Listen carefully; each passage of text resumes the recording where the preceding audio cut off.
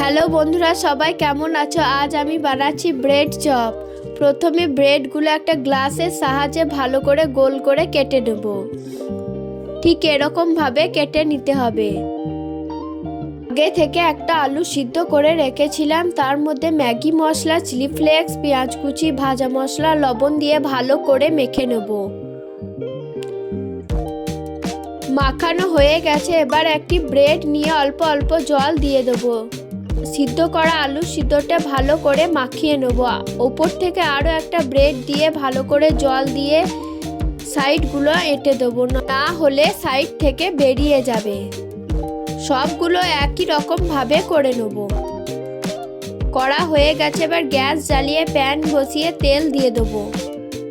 এবার একে একে ভেজে নেব।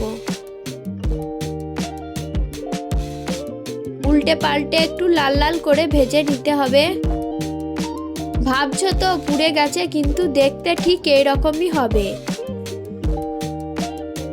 ভালো করে ভাজা হয়ে গেছে, এবার তুলে নেব।